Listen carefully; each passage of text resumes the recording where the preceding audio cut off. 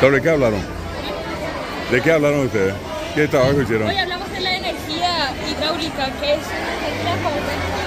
En imágenes, por ejemplo, ahí se produce las represas. Sí. Mira, esta es la presa. Acá se almacena el agua. Bueno, esta agua abre una compuerta y va el agua por acá. Y con energía cinética voy a mover esta turbina.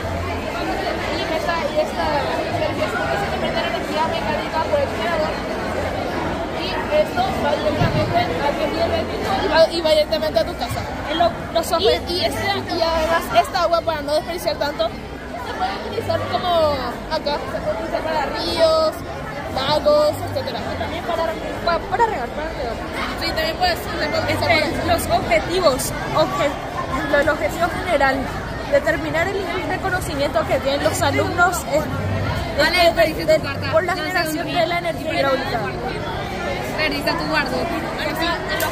los objetivos específicos tenemos que conocer las características que tiene la energía hidráulica, después mencionar sus aplicaciones referentes utilizadas en la vida cotidiana y después valorar las ventajas que tiene. Muy bien. ¿Algo más? Algunas ventajas que tiene esto y unas desventajas son ventajas. Es inagotable. Como viene directamente del agua, es inagotable. Luego podemos también decir que no produce contaminaciones, no produce gases de efecto invernadero ni nada de eso, ya que pues proveniente del agua, a no ser que el agua esté contaminado, pero no creo eso. Y también tiene un bajo costo operativo, o sea, en la operación se paga muy poco, pero no todo es luces, hay sombras. Una de las desventajas que tiene es que si se descompone la presa es bastante caro de arreglar. Otra cosa es el alto costo inicial. El costo operativo es otra cosa. El alto costo inicial es lo que le hace caro a esto. Luego otro costo es el impacto ambiental, que básicamente puede afectar a varias especies de peces que se encuentran por el mar y tienen que migrar hacia otras zonas.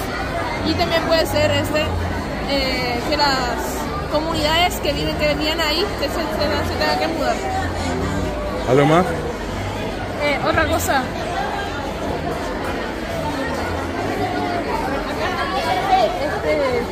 Las estadísticas de cómo ha generado ese de 1970 a 2020. Por ejemplo, en el 2016 se generó una cantidad masiva de 63.770 gigawatts. Muy bien, muy bien. La conclusión: la energía hidráulica es una de las mejores alternativas para todas las energías convencionales, como pueden ser el carbón mineral, combustibles fósiles y todo eso, como petróleo también. Es una gran alternativa, como también la energía solar o la energía eólica. No es una energía no convencional, por lo tanto no se utiliza tanto. Pero es inagotable, es una cosa buena. Y sí, sería una alternativa para las energías que son convencionales. Muy bien, ahora sí.